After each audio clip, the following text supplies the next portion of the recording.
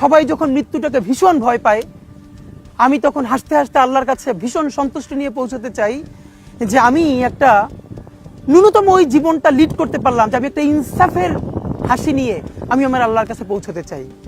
সুতরাং আগামী 50 বছর বাঁচলাম, কোনো ইম্প্যাক্ট তৈরি হলো না আমার দিয়ে, দেশের জন্য, রাষ্ট্রের জন্য, উম্মার জন্য, জাতির জন্য।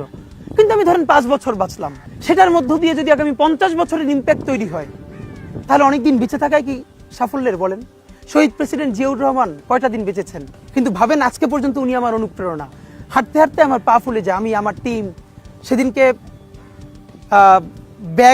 ব্যাগের মধ্যে জুতো নিয়ে তারপরে একটা শপিং মলে ঘুরছিলাম, মানে পা ফুলে গেছে, পা জুতোয় ঢুকাতে পারছিলাম না। তো জিয়াউর রহমানের একটা ওনার গল্প মনে পড়ছিল, যিনি মাইলকে মাইল যখন হাঁটতেন ওনার সাথে স্টাফদের পা ফুলে যেত, কিন্তু ওনার তো আর্মি ট্রেনিং আছে। তখন তাকে বলতো যে স্যার আপনার তো আর্মি ট্রেনিং, আমরা তো আর পারি না।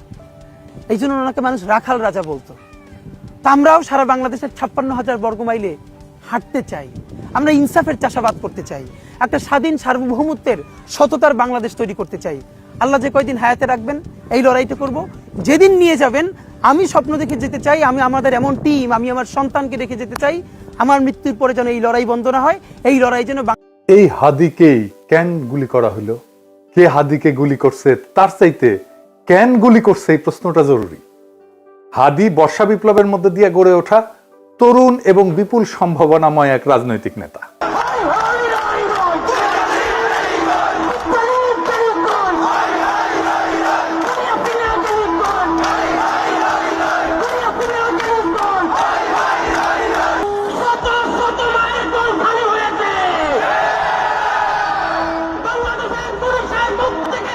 অনেকে আওয়ামী লীগের দিকে আঙুল তুলতেছে। আওয়ামী লীগ অবশ্যই বর্ষা বিপ্লবের প্রধান শত্রু, কোনো সন্দেহ নাই, কিন্তু আওয়ামী লীগই কি একা বর্ষা বিপ্লবের একমাত্র শত্রু? না, রাজনৈতিক দলগুলো যারা হাসিনা বিরোধী লড়াই করছে তারাও তো বর্ষা বিপ্লবকে ধারণ করে না। সরকারের মধ্যে বিপ্লব বিরোধী ধান্দাবাজ অপদার্থ ধ্বজভঙ্গ লোকেরা ঢুকিছে একের পর এক। প্রফেসর ইউনূস নিজের বউয়ের ডাক্তাররা ঢুকাইছে মন্ত্রী পরিষদে, বন্ধুর পোলারে ঢুকাইছে, তার গ্রামীণ ব্যাংকের লেসপেন্সার সব ঢুকাইছে, পলিটিক্যাল পার্টিগুলো তাদের নিজেদের লোকদেরকে ঢুকাইছে, এবং বেশিরভাগই অপদার্থ। না আছে এদের ম্যানেজমেন্ট স্কিল, না আছে পলিটিক্যাল নলেজ, না আছে সদিচ্ছা, না আছে শরীরে জোর। আওয়ামী লীগ অস্ত্র কিনে সশস্ত্র যুদ্ধের ডাক দিছে, অস্ত্র কিনে যুদ্ধ করার কথা ঘোষণা দিছে, একবার না বারবার জেনেভায় যায় প্রকাশ্যে দিছে। দেখেন একের পর এক দেখান এইটা সে হোয়াটএভার ইট ইজ। আমাদের কথা হচ্ছে যে আমাদের এই সংগ্রাম লড়াই অব্যাহত রাখতে হবে, এই এদেরকে এখান থেকে উৎখাত করতে হবে। আর আমি সবসময় পার্সোনাল ক্যাপাসিটিতে একটা কথা বলি, সেটা হচ্ছে যে সশস্ত্র সংগ্রাম ইজ দ্য অ্যান্সার। হয়তোবা বাংলাদেশ আওয়ামী লীগ এই নীতিতে হয়তোবা এখনো যায়নি, কিন্তু ব্যক্তিগতভাবে আমার ক্যাপাসিটি হচ্ছে যে we have the take up arms এবং we have to resist ourself, because আমাদেরকে খুন করছে, আমাদেরকে পাল্টা লড়াই অব্যাহত করতে হবে, এবং এটাই হচ্ছে আমাদের স্ট্যান্ড। আমার কাছে মনে হয় ব্যক্তিগতভাবে আমার স্ট্যান্ড। দেখেন আর একটা দেখান, অস্ত্র হাতে নেওয়া ছাড়া, গেরিলা যুদ্ধ ছাড়া এই রাজাকারদের বিরুদ্ধে জেতা যাবে না। আমি আবারও আপনাকে বলি যে সশস্ত্র সংগ্রাম, গেরিলা প্রস্তুতি, এগুলো আমাদের জন্য জরুরি এবং সেটা আমাদেরকে ভাবা শুরু করা উচিত। আমি মনে করি বাংলাদেশ আওয়ামী লীগের এসব পুতু রাজনীতি করার সুযোগ নাই। আমরা দেখব যদি ভালোই ভালোই কাজ হয় হবে, কিন্তু দেশ যদি এইভাবে পাকিস্তানের দিকে চলে যেতে থাকে, সশস্ত্র সংগ্রাম এবং আমাদেরকে এই গেরিলা সংগ্রাম বা আরেকটা মুক্তিযুদ্ধ ছাড়া আমাদের কোন রাস্তা নাই। এবার আর একটা দেখান, আমরা করতে হইলে এইখান থেকে পয়সা উঠান, আর যারা মন্ত্রী মিনিস্টার আসল বিদেশ তারাকে বলেন পয়সা দিবার জন্য, আমরাও পয়সা দিব, অস্ত্র কিনতে হবে, আমরা যুদ্ধ করতে হবে মাঠে।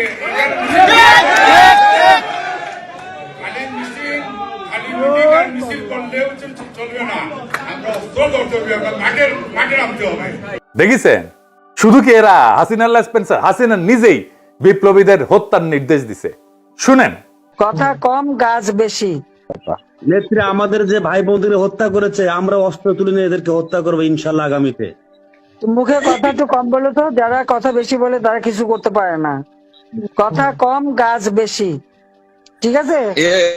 মুখ দিয়ে বলতে যেও না, আগে করে দেখো। ঠিক আছে, খোদা হাফেজ। শুনেছেন? তারপরে তো এই ঘটনা, একটা রাষ্ট্রের বিরুদ্ধে সশস্ত্র সংগ্রাম বা প্রকাশ্য খুনের নির্দেশ দেওয়ার বিরুদ্ধে কিছু করছে প্রফেসর ইউনূসের সরকার? কিছুই করে নাই, কিচ্ছু করে নাই। আর ওদের সাহস আকাশে চড়ছে।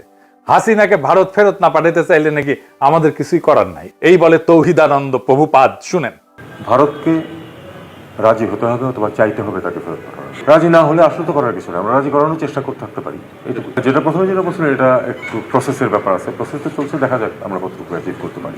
শুনেছেন, এটারে বিএনপি ঢুকাইছে, দেখে দিলাম এটা উপদেষ্টা মন্ডলীতে। এতটাই অপদার্থ, করার কিছু নাই তো তুই উপদেষ্টা আসিস কেন? 111 আমলা ওরে বানাই দিছে মন্ত্রী, এরা গালাইলে ওর গায়ে মাখেন। এতটাই নির্লজ্জ, এতটাই ক্ষমতা লোভী। এদের দিয়া প্রফেসর ইউনূস ফ্যাসিবাদের আগমন ঠেকাবে। হ্যাঁ, কি আর কমো ঠেকাতে পারবে? নির্বাচনের তফসিল ঘোষণা করছে না, দেখেন কি ভয়াবহ রক্তপাত হয় এই পুরা নির্বাচনের সময়। কিছুই ঠেকাইতে পারবে না, কেউ তো কথা শোনে না, আমলারাও কথা শোনে না। ক্ষমতায় বসেছে, রাষ্ট্রযন্ত্রের উপরে কোনো নিয়ন্ত্রণ প্রতিষ্ঠা করতে পারে নাই এই 2 বছরে। এত সাপোর্ট দিয়ে গেছে, কোনো স্যাদব্যাদ নাই। আচ্ছা বলেন, এনএসআই, ডিজিএফআই যদি না জানে কারা ঢাকা 8 আসনের প্রার্থী শরীফ ওসমান হাদিকে হত্যার উদ্দেশ্যে গুলি করছে, তাহলে এই সংস্থাগুলো বন্ধ করে তো দিতে হবে। এগুলা রাখার যুক্তি কি? এই সংস্থা দুইটার প্রধানদের আজকে তো বিদায় করে দেওয়া উচিত। এরা কিছুই করতে পারবে না। জাতীয় নিরাপত্তা উপদেষ্টা একজনকে বানাইছে। হ্যাঁ, অনেকে বলে আপনার গুরুজন, হ্যাঁ, ওনারা নিয়ে ভিডিও টিডিও বানাইছেন। ওনারে আবার তা আমি কি করব? যে যায় লঙ্কায় সেই তো হয় রাবণ। সে ক্ষমতা উপভোগ করিচ্ছে আর বিএনপির সাথে ঘুটু করিচ্ছে, যেন বিএনপি তাকে পররাষ্ট্রমন্ত্রী বানায়। হাদিকে খুন করার এই ভয়ঙ্কর অপারেশনে যারা যুক্ত ছিল তাদেরকে গ্রেপ্তার করে বিচারের আওতায় না আনতে পারলে প্রফেসর ইউনূস সরকার 12 ফেব্রুয়ারি জাতীয় নির্বাচন সম্পন্ন করতে পারবে না, লিখে রাখতে পারবে। বর্ষা বিপ্লবকে কোনোভাবে মেনে নিতে পারেনি কায়েমি গোষ্ঠী।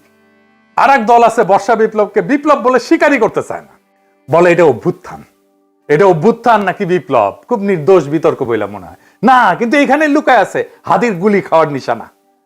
আসেন সেটা বুঝে দেখি।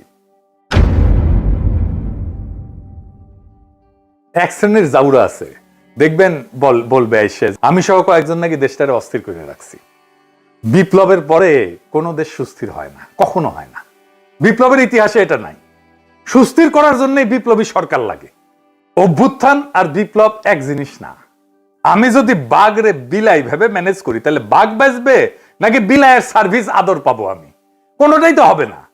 এই বিপ্লব না অভ্যুত্থান, এই জিনিসটা বুঝার ভুলের এই খেসারত জাতিকে দশকের পর দশক দিতে হবে। আমি বলে দিলাম, আমি পরিষ্কার করে বুঝাই বলি কেন অভ্যুত্থানের পরে দেশ দ্রুত স্বাভাবিক হয়, আর কেন বিপ্লবের পরে দেশ দীর্ঘদিন অস্থির থাকে, এবং কেন বিপ্লবের সঙ্গেই প্রতি বিপ্লব জন্ম নেয়, কিন্তু অভ্যুত্থানের পরে প্রতি বিপ্লব জন্ম নেয় না। আসেন সেই জিনিসটা বুঝে দেখি। অভ্যুত্থান মানে কি? অভ্যুত্থান মানে ক্ষমতার হস্তান্তর, রাষ্ট্রের রূপান্তর না। ক্ষমতা এক হাত থেকে আর এক হাতে যাবে, রাষ্ট্র বদলাবে না। অভ্যুত্থানে বদলায় কে শাসন করবে, কিন্তু বদলায় না রাষ্ট্রের কাঠামো, আইন, আদালত, ব্যুরোক্রেসি, সেনাবাহিনী, তার কর ব্যবস্থা, আন্তর্জাতিক চুক্তি। এই জন্যই আমরা ভারতের সাথে হাসিনার কর চুক্তি বাতিল করতে পারি নাই। এই কারণে অভ্যুত্থানের পরদিন ব্যাংক খুলে যায়, অফিস চলে, পাসপোর্ট ইস্যু হয়, কোর্ট বসে, বিদ্যুৎ আসে, রাষ্ট্র কাজ করে। কারণ রাষ্ট্র তখনও জীবিত থাকে, শুধু চালক বদলায়। আর 2024 বর্ষা বিপ্লবে কি হয়েছে এটা চিন্তা করে দেখেন। থানা ফাঁকা হয়ে গেছে, পুলিশ নাই, পালায় গেছে। আদালত ফাঁকা হয়ে গেছে, বিচারপতিরা পালায় গেছে, প্রধান বিচারপতি সহ। হয় নাই? বিপ্লব মানে কি? বিপ্লব মানে শুধু শাসক বদল না। বিপ্লব মানে কে শাসন করবে, কেন শাসন করবে, কিভাবে শাসন করবে, কোন আইনে, কোন নৈতিকতায়, সব প্রশ্ন নতুন করে তোলে, নতুন করে ফয়সালা হয়।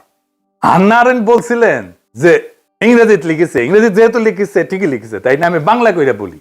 বিপ্লব মানে নতুন কর্তৃত্ব তৈরি করা, নতুন কর্তৃত্বকে প্রতিষ্ঠা করা। বিপ্লব মানে পুরনো বৈধতা ধ্বংস, নতুন বৈধতাকে আনা। নতুন বৈধতাকে আনতে হয় বিপ্লবী সরকার দিয়া। সে বিপ্লবী সরকার যদি আপনি না করেন, আপনার বৈধতা, আপনার কন্ট্রোল, আপনার নিয়ন্ত্রণ, আপনার অথরিটি দাঁড়ায় না। প্রফেসর ইউনূসের অথরিটি দাঁড়ায়নি, এই জন্যই দাঁড়ায়নি। কেন হয় প্রতি বিপ্লব হয় বিপ্লবের পরে? কারণ বিপ্লব কাউকে না কাউকে বলে তোমার দর্শন ভুল, তোমার আদর্শ ভুল, তোমার বিশ্বাস ভুল, তোমার সম্পত্তি অবৈধ, তুমি দেশের শত্রু, তুমি জনগণের শত্রু। তাই যখন কেউ সব হারায় তখন সে লড়াই করে।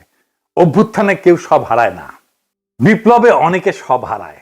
বিপ্লবে আওয়ামী লীগের সব হারানোর কথা ছিল, ভারতের সব হারানোর কথা ছিল, হারায় নাই। সব রক্ষা করা হয়েছে। তাই প্রতি বিপ্লব জন্মায় বিপ্লবের গর্ভেই। বিপ্লবী সরকারের দরকার পড়ে প্রতি বিপ্লব থেকে বিপ্লবকে রক্ষা করার জন্য। ইতিহাসে দেখেন, ইতিহাস কি বলে, শ্রীলঙ্কা তো প্রেসিডেন্ট পাশে দখল করে ফেলছিল না জনতা, ওইটা অভ্যুত্থান ছিল, দেশটা সুস্থির হইতে সময় লাগেনি। নেপালও কি হয়েছে, তাই হয়েছে না, নেপাল সুস্থির হয়ে গেছে না, সময় লাগেনি, কারণ ওইটা অভ্যুত্থান ছিল। বাংলাদেশ সুস্থির হচ্ছে না কেন? কারণ আমরা সেই গুরুত্বপূর্ণ সত্যটা এড়াই গেছি যে বাংলাদেশে একটা বিপ্লব হয়েছে এবং বিপ্লবের পরে অস্থিরতা থাকে, সেটাই স্বাভাবিক।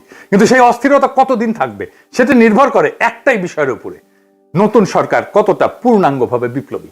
আমরা সেটাকেই বলছিলাম বিপ্লবী সরকার। ইতিহাসে যেই সরকার বিপ্লবের ম্যান্ডেট নিয়ে, বিপ্লবী কর্মসূচি নিয়ে স্পষ্টভাবে পুরানো রাষ্ট্র ভেঙে নতুন রাষ্ট্র করে, সেখানে অস্থিরতা তুলনামূলকভাবে কম সময়ে দূর হয়ে যায়। কারণ সেখানে থাকে ক্ষমতা স্পষ্ট কেন্দ্র, আদর্শিক এবং রাজনৈতিক পরিচ্ছন্নতা। আর এইখানে না ঘরকা না ঘাটকা, বলে রাষ্ট্র সংস্কার করব, আর সব পুরানো কিছু সবকিছু রেখে দিছে। রাশিয়ায় 1917 সালে বিপ্লব হয়েছে, অস্থিরতা ছিল কিন্তু দ্রুত নিষ্পত্তি করে ফেলছিল বলশেভিকরা। অস্থিরতা দীর্ঘ হয়নি, যুদ্ধ ছিল কিন্তু দ্বিধা ছিল না। চীনেও কমিউনিস্ট সরকার পুরনো রাষ্ট্রের সঙ্গে আপোষ না করে নতুন রাষ্ট্র গড়ে তোলে। এইটাই বিপ্লবী চরিত্র, দ্রুত রাজনৈতিক স্থিতিশীলতা এনে দেয়। ভিয়েতনামও একই কথা। কর্তৃত্ব প্রতিষ্ঠা করতে হয় বিপ্লবী শক্তিকে। অন্যদিকে সরকার যেখানে না ঘরকা না ঘটকা, আধা বিপ্লবী, পুরানা এলিট আর নতুন শক্তির মধ্যে দোদুল্যমান, সেখানে অস্থিরতা লম্বা হয়। তাই হয়েছে প্রফেসর ইউনূসের সরকারে, পুরনো এলিট আর নতুন শক্তির একটা কোয়ালিশন হয়েছে। ফ্রান্সে বিপ্লব হয়েছে 1789 সালে। এরপরে দশক ধরে অস্থিরতা চলছে। মূল কারণ ছিল বিপ্লবের প্রশ্নে স্পষ্ট সিদ্ধান্তের অভাব। অর্থাৎ সমস্যাটা বিপ্লব না, সমস্যাটা হইল অসম্পূর্ণ বিপ্লব, বিপ্লবের পরে কর্তৃত্ব প্রতিষ্ঠা না করা। প্রফেসর ইউনূস কর্তৃত্ব প্রতিষ্ঠা করতে পারে নাই, আমাদের অনেক সাপোর্ট সত্ত্বেও। যত বেশি বিপ্লবী সরকার হয় তত দ্রুত ক্ষমতার প্রশ্ন মীমাংসিত হয়, তত দ্রুত দেশ স্থিতিশীল হয়। বিপ্লবকে যে থামায় দেয় যায় সরকার, অস্থিরতা তার পিছু ছাড়ে না, প্রফেসর ইউনূসেরও পিছু ছাড়বে না। কিন্তু বিপ্লব যে সম্পূর্ণ করে, স্থিতিশীলতার তার অনিবার্য ফল।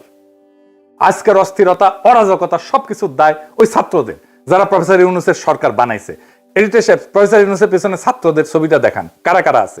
এই সব কয়টার দায়িত্ব এটা, এরাই প্রফেসর ইউনূসের সরকার বানাইছে।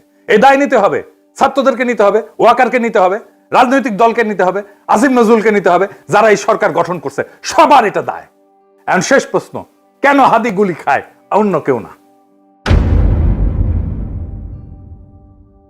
এর কারণ হাদি শুধু জুলাই বিপ্লবী না, হাদি একজন আপাদ মস্তক ভারতীয় আগ্রাসন বিরোধী। ভারতীয় আগ্রাসন বিরোধী হয়ে বাংলাদেশে বাইসা থাকাটা মুশকিল। প্রেসিডেন্ট হইলেও বাইসা থাকা যায় না। জিয়ারে মরতে হয়েছে না, ইলিয়াস আলীকে মরতে হয়েছে না, সালাউদ্দিন কাদের চৌধুরীকে মরতে হয়েছে না, জামাত নেতাদেরকে মরতে হয়েছে না, আবরারকে মরতে হয়েছে না, হাদিকে নিয়ে কম কুৎসা রটনা করা হয়েছে। দেখেন এই মালটাকে চিনতে পারেন কিনা দেখেন। জুলাই গণ অভ্যুত্থানে হাদির অবদান কি দেখতে হবে না? এই গণ অভ্যুত্থানের সময়ে, গণ অভ্যুত্থানের পরেও হাদি নামে কাকে মানুষ চিনত না। বাংলাদেশের সংকটে হাদিকে এদেশের মানুষ পায়নি। বাংলাদেশ যখন কাঁদছিল, বিপদে পড়েছিল, যখন রক্ত ঝরছিল, তখন হাদিরা সিনা টান টান করে দাঁড়ায়নি। তখন কিন্তু মির্জা আব্বাস ভাইরা দাঁড়িয়েছিল, তাদের হাজার হাজার কর্মীরা এখানে অবদান রেখেছে, লড়াই করেছে। শুনিছেন এই বাটপারকে বিএনপি কোলে তুলে রাখে। বিএনপি যা যা করতে পারে না, বলতে পারে না, এই বাটপারকে দিয়ে করায় আর বলায়। এটা বিএনপির মাস্তান, এটা বিএনপির ভার্চুয়াল মাস্তান। হাদিকে নাকি সে মাঠে দেখে নাই।